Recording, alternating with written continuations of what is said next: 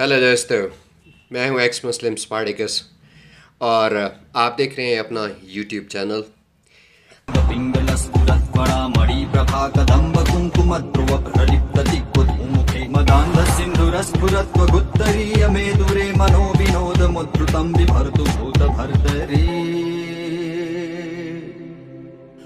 कोई आपको एक गले में थप्पड़ मारेगा, आप क्या कहेंगे? दूसरा गला करेंगे उसके सामने? मैं आप ही से पूछता हूँ। आप महात्मा गांधी को मानते हैं? मैं आपसे पूछता हूँ यार, मैं महात्मा गांधी को छोड़िए, मैं आपसे कहता हूँ कोई आप पे सरेआम चौराहे पर थप्पड़ मार दे गले में, आप क्या करेंगे? मैं कानून के पास जाऊंगा ना। कानून के पास? आप कानून के पास जाएंगे तो जब आपके पास वो तो समय रहेगा ना, आप करेंगे क्या? आपका पहला रिएक्शन होगा कि आप भी, अगर क्षमता होगी आप में तो आप उसका जवाब दे देंगे। अगर आपके पास क्षमता है आप उसको पटकेंगे, वहां पे एक घूसा जरूर मारेंगे। क्षमता नहीं होगी, आप कमजोर होंगे तो आप भाग खड़े होंगे। आप घर में भी नहीं बताएंगे किसी ने मुझे मारा है। मैं जानता हूं तो लोग कहेंगे कि आप कानून बनाने वाले सांसद उकसा रहे हैं। कानून मानवों के लिए होता है, दानवों के लिए नहीं। जो दानव प्रवृत्ति के हैं उनको उनकी भाषा में जवाब देना चाहिए।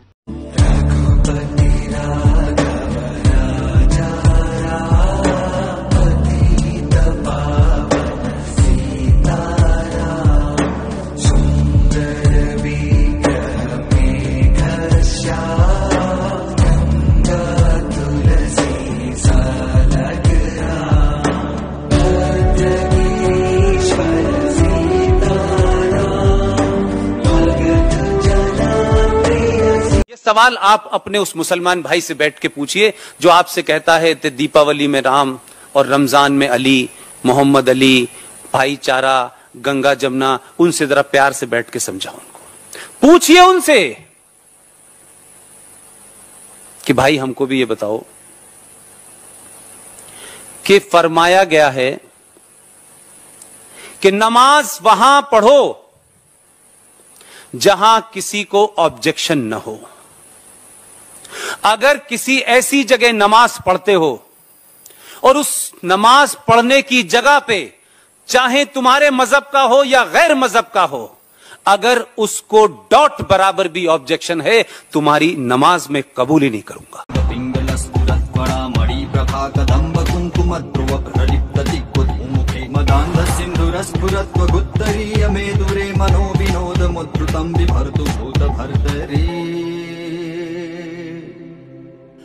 हेलो दोस्तों, मैं हूं एक्स मुस्लिम स्पार्टिकस और आप देख रहे हैं अपना यूट्यूब चैनल। मुसलमानों के पास जब दलाइल ख़त्म हो जाते हैं तो बहुत ही घटिया किस्म के तंज करना शुरू कर देते हैं, ख़ास तौर पे हम एथियस्ट्स पर। इन घटिया तंज में सबसे ज़्यादा बात जो सुनने को मिलती है वो ये है कि तुम मुल्हिदीन यानी हम एथियस्ट, हम लोगों में खाला, फुफ्फी, बहन, बेटी के साथ सब कुछ करने की इजाज़त होती है। इन बेवकूफ़ों को शायद ये नहीं पता कि अखलाकी अक़दार का ताल्लुक़ कभी भी मज़हब से नहीं होता। और दूसरी बात यह है कि एथियस्ट कुरान की तरह किसी घसी पिटी किताब से अपनी मोरालिटी नहीं देखते। हर शख्स की मोरालिटी का मेयार अलग अलग होता है। मैं 9 साल से मुल्हिद हूँ और इन सालों में शायद ही किसी मुल्हिद को देखा हो जो इंसेस्ट को अच्छा समझता हो। खैर, इस बहस में नहीं पड़ते। मेरी नज़र से कुरान की एक आयत और उससे जुड़े एक दो वाक़यात नज़र से गुज़रे जो रंगीले रसूल की ठरक पूरी करने के लिए लिमिट्स के बारे में है। कुरान की सूरह अहज़ाब की आयत नंबर 50, इसका तर्जमा कुछ यूँ है: ऐ गैब बताने वाले नबी, हमने तुम पर हलाल फरमाई तुम्हारी वो बीबियां जिनको तुम महर दो, और तुम्हारे हाथ का माल कन्नीज़ें जो अल्लाह ने तुम्हें गनीमत में दी, और तुम्हारे चच्चा की बेटियां और फुफ्फों की बेटियां और मामू की बेटियां और खालाओं की बेटियां जिन्होंने तुम्हारे साथ हिजरत की, और ईमान वाली वो औरत जो अपनी जान नबी की नज़र करे और नबी से उसे निकाह में लाना चाहे। ये ख़ास तुम्हारे लिए है, उम्मत के लिए नहीं है।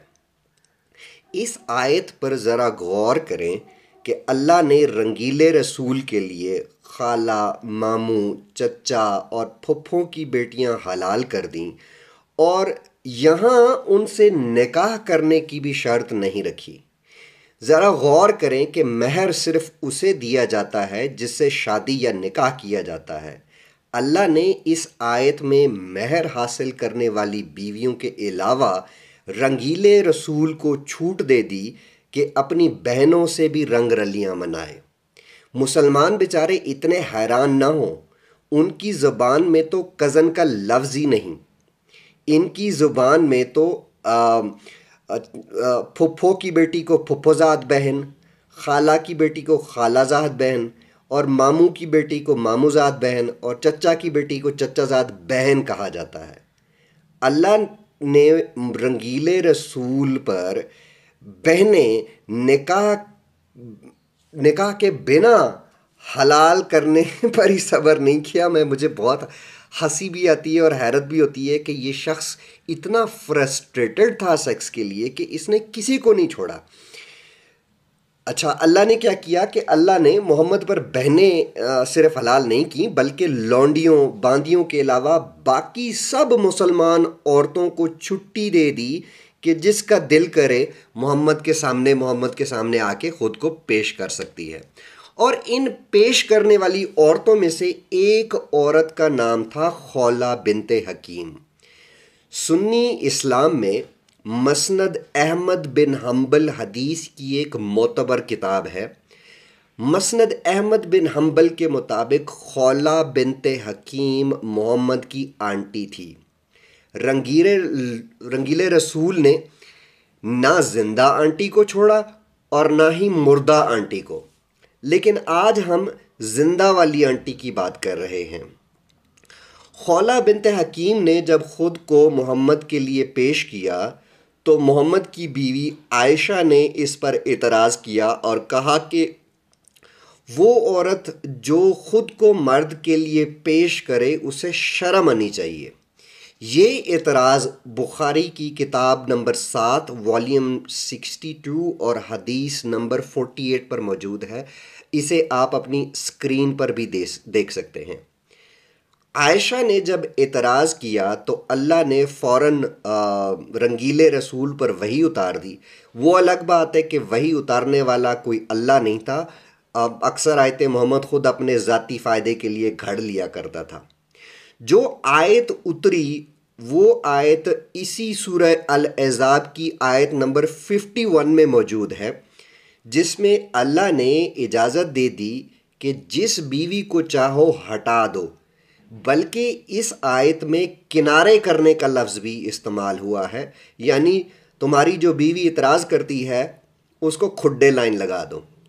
आयशा को जब रंगीले रसूल ने ये आयत सुनाई तो बेचारी खुड्डे लाइन लगने के डर से चुप हो गई और बस इतना बोली कि ऐ अल्लाह के रसूल, मुझे अंदाज़ा नहीं था कि अल्लाह आपको मज़े देने के लिए इतनी जल्दी करता है।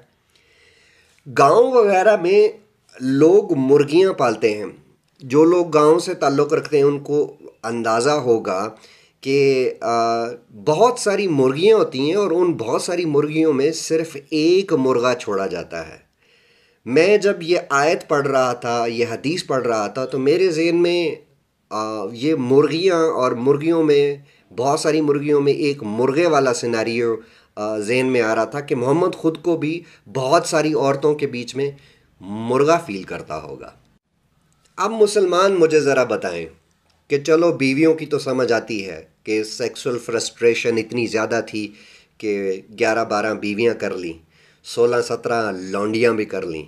फिर 16-17 लौंडियां करने के बाद कज़नें भी नहीं छोड़ी। कज़न का लफ्ज़ तो शायद इन लोगों को थोड़ी एक्सेप्शन दे जाता होगा। चचाजाद बहनें नहीं छोड़ी, खालाजाद बहनें नहीं छोड़ी, फुफीजाद बहनें नहीं छोड़ी, मामूजाद बहनें नहीं छोड़ी, और तो और फिर अपने आप को इजाज़त दे दी कि जिस औरत का दिल करे अपने आप को नबी की खिदमत में पेश करे। इस तरह के रंगीले रसूल को आप कहते हैं कि इस शख्स के लिए अल्लाह ने सारी कायनात बनाई। थू ऐसे नबी पर और थू ऐसे मोहम्मद पर जिसका अखलाक की मयार इतना गिरा हुआ हो। आज के लिए बस इतना ही।